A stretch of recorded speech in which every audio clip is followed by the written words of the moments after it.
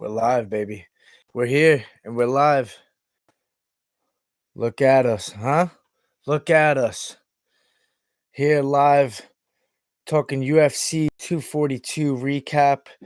Uh Obviously big news coming off the card besides Khabib beating Dustin Poirier was um Nate versus Jorge has been booked for UFC 244 at MSG.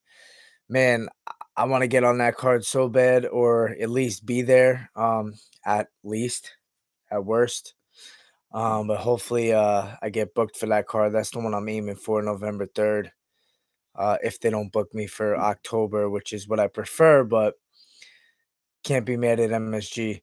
Um, we'll talk about Nate versus Jorge after I go through the recap for UFC 242. We'll go through most of the fights, but obviously, main event and co-main event. Khabib versus Dustin. He beats him third round finish. And then you got Felder versus Barboza, which was a exciting fight to watch as well. But other than that, if you guys got any questions, you leave them in the comment section. I'll try to get to them by the end of this. But yeah, starting with UFC 242, middleweight Akhmedov versus Zach Cummings. I thought in this fight, the wrestling was obviously the difference maker. I think they were both getting takedowns, but realistically, I felt like Zach Cummings had the edge on the feet. He just had to kind of use that in and out range. He did it a couple of times, and his coach Mark Montoya was telling him, "Listen, that's your range right there. That's your range." But it seemed like towards the end, he just didn't want to pull the trigger. He was kind of in and out, but he wouldn't get back in for that big strike. He was trying to land the left hand, but just wasn't able to land that significant strike to hurt Akhmedov. I thought the fight was close. I don't think it was clear cut either way, but I thought either guy could take it by split decision, and it went to Akhmedov, and maybe just due to the cage control, or maybe a couple more takedowns, or a time spent on the ground or whatnot. I don't know, what it's hard to judge these fights, but I just thought Zach Cummins had that striking advantage. He just didn't pull the trigger where he could really hurt Akhmedov. Um, you know what this is, baby. Steaming. Look at that. Boomachino style.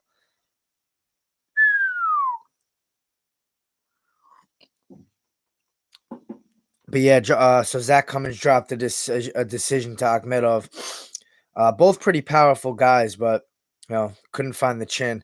Muslim Salikov, big knockout over Nordine Taleb, man. I picked Taleb in the fight. I thought that he was going to have just a little bit more edge on the feet, but Salikov showed that he proved me wrong on that one. He did the exact opposite. He landed that big shot against Taleb, who was knocked out in this fight. And Taleb's a really seasoned striker, but he moves backwards a little bit, doesn't really, put a lot of forward pressure on guys. And I think that's a big problem for him. I think he needs to move forward in order to be successful on the feet.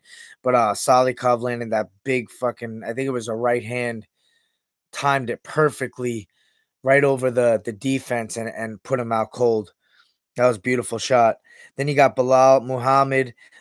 He gets the submission victory over Sato. I picked Bilal. He was fighting in front of his people. I thought that was big for him. And he looked great. His grappling was really solid. He took the back multiple times. Finally, he softened up Sato, and started to get him a little bit tired, and it seems like he tapped really fast to that choke. As soon as Bilal got it in through the neck, he was tapping. It wasn't in for a while where he was actually trying to fight out of it. Yeah, he pretty much gave in pretty quick. But yeah, Bilal's always an exciting fighter. He's always putting on scrappy fights. It seems like he's always, bleeding in his fights. His nose gets hit or something, and he's always in a pretty back and forth exchange with whoever he's fighting. So looking forward to see who they got him up against next. Sarah Maras Sarah Morris, I should say. She missed weight. She came in, I believe, 2 pounds heavy, but she beats the newcomer Joju, who just didn't have that experience. Morris just had a lot more competition, a lot more experience in the UFC, and that went to show. Seemed like Joju kind of froze up in there. Maybe the jitters got to her. Maybe she was, overthinking the situation. She just wasn't going to pull the trigger in there. She was kind of backing up, very hesitant, and Morris took full advantage of that. And she obviously had the size advantage and the strength advantage, which, who knows if missing weight had anything to do with that. I know people, it's just 2 pounds on the scale, but you don't know if, maybe they gain back, 8, 9 more pounds than their opponent come fight night. So who knows? Zabira Tuga Tugagov versus Lerone Murphy. That was a good fight. Lerone Murphy was making his debut. He has a story. I believe he got shot in the jaw, they were saying, and he spit out the bullets and made it out alive. So that's just some crazy stuff right there.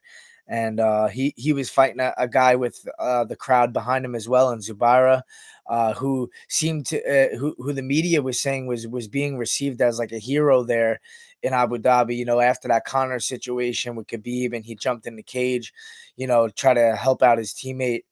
You know, Zabira's, obviously training alongside Khabib, which is going to help him a lot going into these fights, especially when they're fighting on the same card. You got to imagine that kind of energy is big for them, to share these moments together and be able to perform on the same night, kind of go through the camp and taper off at the same time as well. That's only going to help you both physically and mentally, preparing for a fight. But Lerone Murphy showed some good skills. He had some good accuracy and good power on his straight right. He did connect good on Zabira a couple times, but Zabira used his wrestling and outpositioned him and just won the fight based off of that grind. He was able to take him down over and over. We saw that the heat was definitely getting to Zabira a little bit. He was sweating a lot, and the heat was crazy in that arena. The media was saying they were sweating. Dominic Cruz, John Anik were saying like we're sweating just sitting here, and they're wearing suits, so I get it. But like, man, you got to imagine for the fighters to try to stay hydrated and be prepared to go, 3 full rounds with heavy grappling, especially with Zubaira. He's primarily a grappler, so he took the guy down a bunch of times and had to deal with that kind of pace. So that's difficult. But yeah, he gets oh, it was a draw. Yeah. That fight ended up being a draw. Nobody wants a draw. That's like you only want a draw if you believe you lost the fight. And I feel like Lerone Murphy's camp was kind of like excited that they got a draw. Like they were like, "Oh shit, we thought we lost, but we'll take a draw. Fuck it, yeah." So for them, it was like, "All right, I guess we'll take it." But for Zabira, who I thought edged out the fight, he was kind of like, "Man, that sucks. Like I thought I did enough, and you never want to win that way." Joanne Calderwood squeaks by Andrea Lee with a decision. This fight was ultra close. I really didn't know who to pick in this fight. I felt like Andrea Lee was a little bit stronger. She was a little bit, more. She was stronger in the clinch, but you saw that Joanne Calderwood, especially at range with her Muay Thai, she was a little bit more active on the feet. They both landed takedowns. I think Lee landed a couple, maybe one or two more. A little bit better control on the ground as well when she would get a takedown. But Joanne Calderwood would land takedowns towards the end of the rounds, and I think maybe that gets into the judges' heads, and that helps them out decision wise when you can seal off a round towards the end of the round. That's some veteran stuff right there.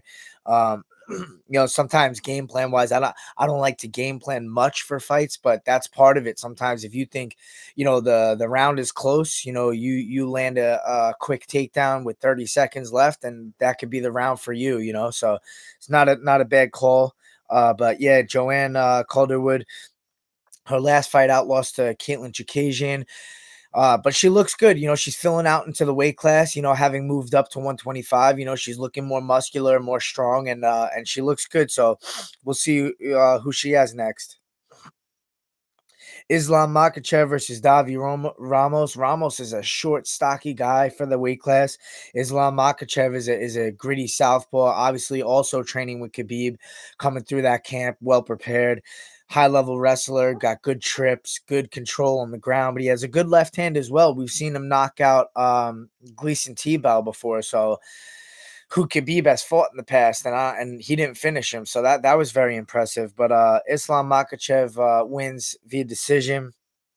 We saw the fight go to the ground, and we were kind of wondering, with Davi Ramos's jujitsu skills, if that was going to be a problem, because we knew that Islam was going to try to wrestle a little bit, but once it hit the ground, we were like, well, what's going to happen here? Is Ramos going to be able to threaten with a submission? And he tried, off his back. He was slick. He was looking for stuff. He had that high guard, but he had an open guard, because he wanted to be a little active with it. He wasn't just holding him with closed guard.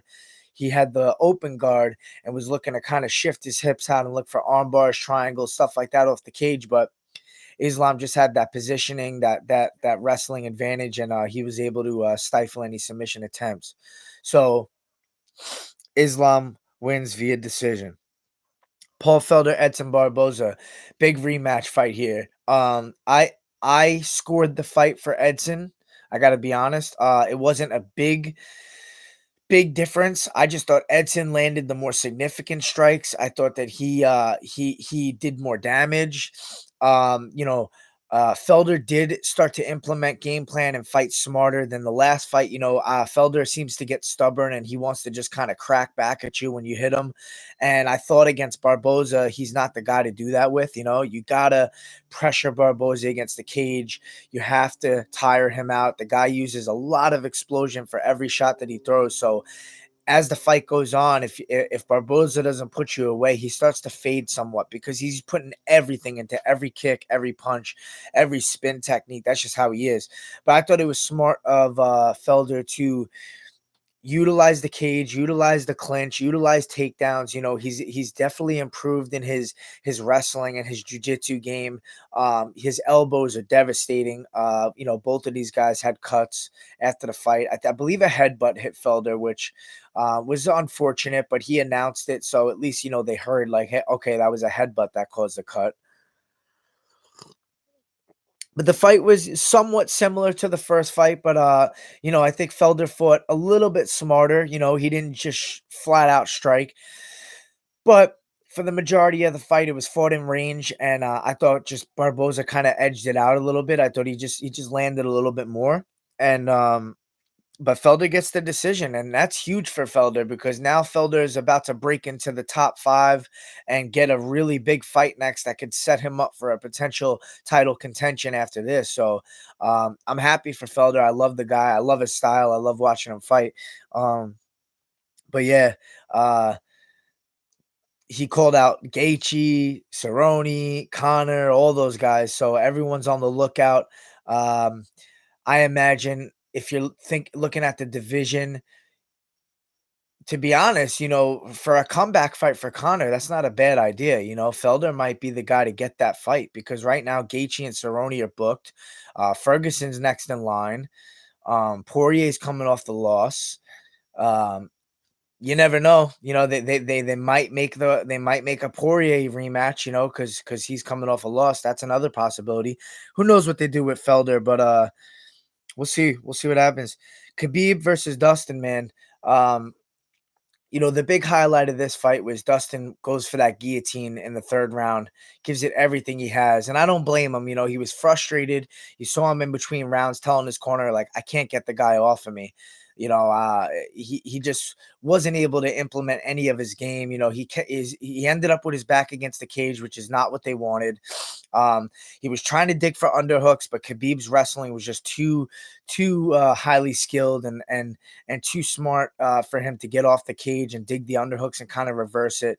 And Poirier, he tried to get up, but he just was using all his energy trying to get up, and he was giving up his back, and Khabib was trying to threaten the choke and then threaten the takedown. He just never stops. He chain wrestles, he tries for submissions, then chain wrestles, then traps your wrist, and then ground and pounds, and then chain wrestles. It just never ends. So I could see it that Poirier was just getting drained, slowly and slowly draining. And he's like, you know what?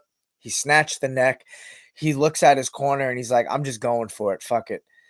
He jumps guard with the guillotine, and I was scared for a second there that he was going to finish it. I thought that could be it, man. This is in. Khabib seems to be, worried a little bit in there, and he's trying to get out, but he's back in the guillotine. He's trying to pass that leg and twist out. That bottom leg. He was trying to push it and pass and kind of flip and turn to try to spin out of the guillotine, which is one way out. And it worked for a second, but then he turns back to try to keep top position, and he's back in the guillotine, and you see him trying to pull out, and it's tight. So I'm like, oh shit, this might be it. And then finally, Khabib is pushing down on that top arm, and he slides out of the guillotine. And right then and there, I was texting with my brother. I'm like, this is it. Khabib's gonna finish him right now. I could tell you because Dustin just went for broke. He threw the Hail Mary. He went for the finish, and now he's on his back. Arms are gassed out from squeezing, and he's underneath Khabib Nurmagomedov. So I'm like, Khabib's not tired. He never gets tired. That choke is not going to make him too tired to implement what he wants to do. So I was like, here we go. So Khabib, like I said, just starts taking advantage, hitting him with the ground and pound, landing a couple shots, gets Poirier's back, sinks in the choke right away. It's in tight. Poirier taps right away. It's over. Third round finish for Khabib. The guy is what, 27, 28-0 right now. He's the Floyd Mayweather of MMA. He's obviously, if you want to talk GOAT status, he's obviously up there with John Jones. It's one of those two. The guy's just unbelievable. It's just amazing. It was cool to see he had his dad in his corner, and he was able to still get a victory with the first time his dad was able to be in his corner to witness it live.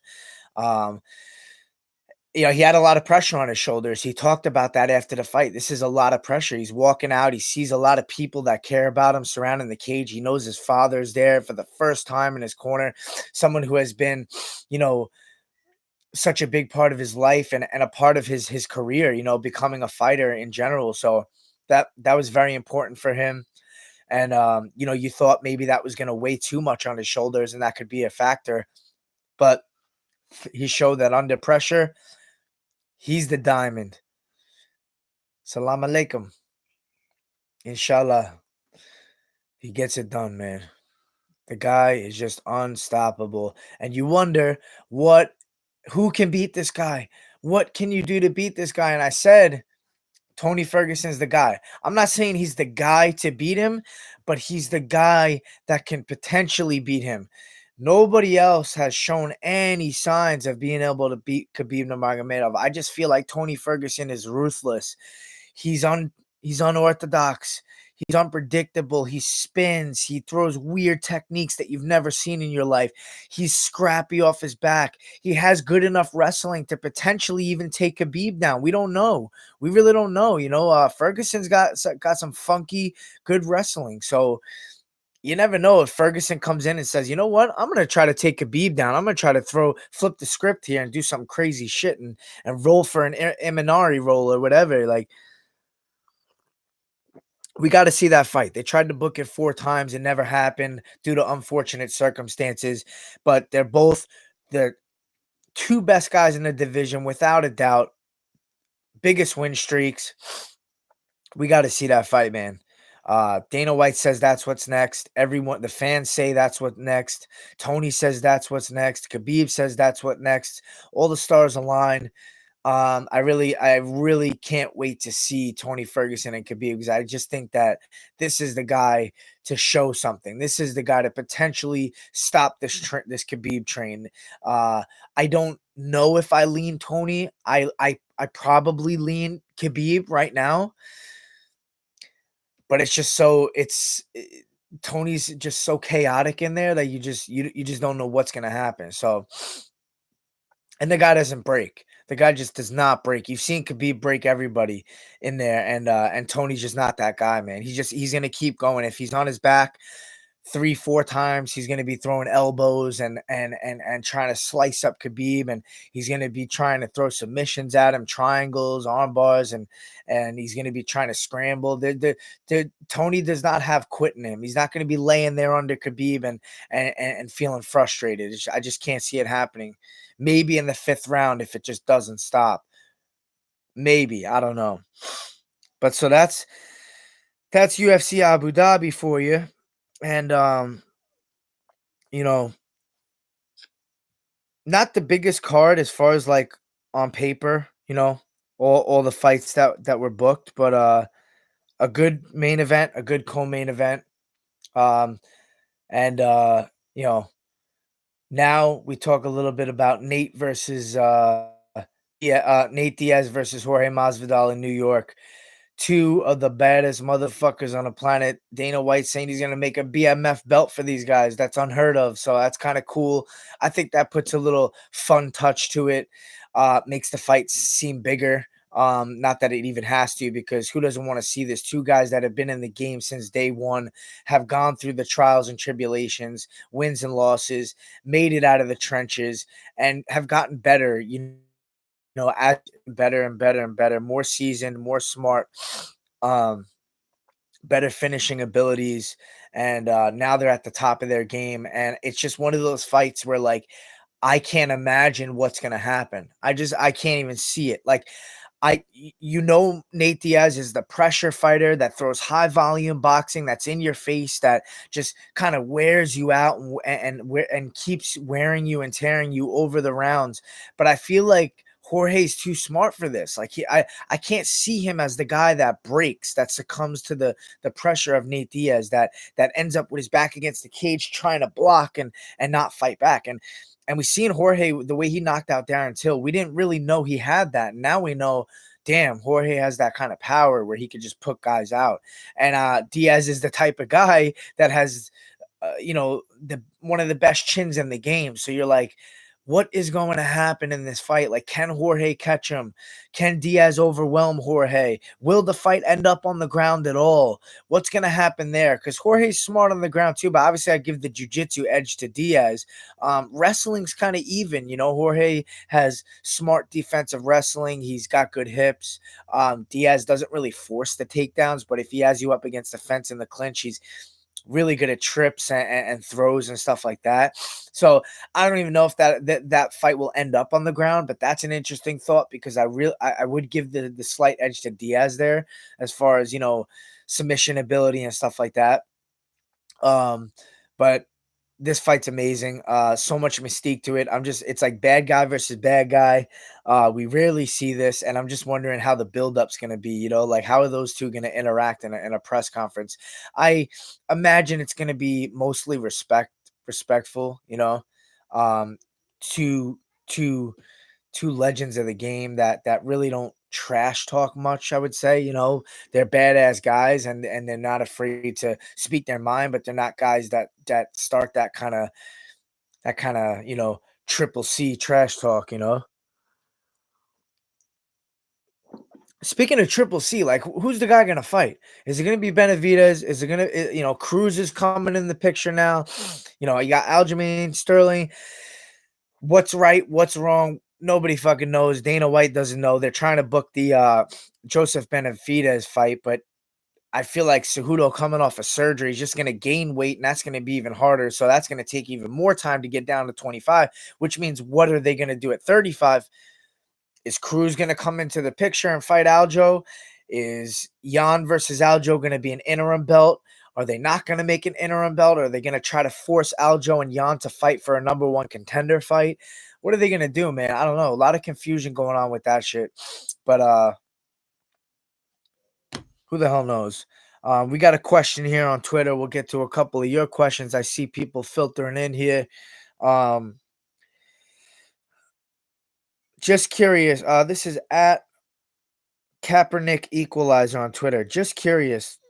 Your thoughts on the Murphy Zubaira draw was a terrible decision. I thought Zubaira won all 3 rounds. Your take? Yeah, I talked about it. I thought Zubaira won as well, and that's why I was saying the Murphy camp looked like happy that it was a draw because they're like, "Hey, all right, we'll take it." I'm pretty sure. I was wondering what happens if there's a draw. Like, do both guys get paid their win money, or do both guys get just show money? Like, how does that work? I imagine they both get paid win money because what are you gonna do? So yeah, they're happy. They're getting paid both their checks. You don't get a loss on your record. You keep your stay in the UFC. It's kind of looked at as a win for both, I guess. That's how the UFC probably looks at it. So it is kind of a win-win situation, but it sucks when it comes to your fighter spirit and wanting to be victorious and thinking you did enough. And I thought Zabara did as well. I thought he obviously out wrestled the guy, he outpositioned the guy for the majority of the fight. So yeah, the guy landed a couple good strikes, but so did Zabira. He landed his uppercuts and he had some good moments on the feet as well. I thought Zabira won the fight. It wasn't like a fucking robbery call, but you know, I thought it was pretty clear cut that Zabira got the decision. Um, Unemployed Mario Yamasaki, what's up, baby? Boom. Um, yeah, I know. Yeah, Habib does, man. His grappling just always makes it interesting because it's that mystique of like, is this guy gonna break? Is this guy gonna be able to handle it? That's the whole mystique of it that makes it really interesting. Um, yeah, I thought Barboza should have got the nod. Um, yeah, you say Khabib was eye gouging. I don't know. What he was doing was like kind of pulling Poirier's forehead up so he could try to slip the choke in. It's kind of like a little tactic that people use. Sometimes they do it on the nose. They'll go up on your nose like this to make your head go up. Try to slip the choke in like that. I don't really think he was like trying to put his fingers in his eyes. I didn't really notice that, but I don't know. Maybe you saw something I didn't see.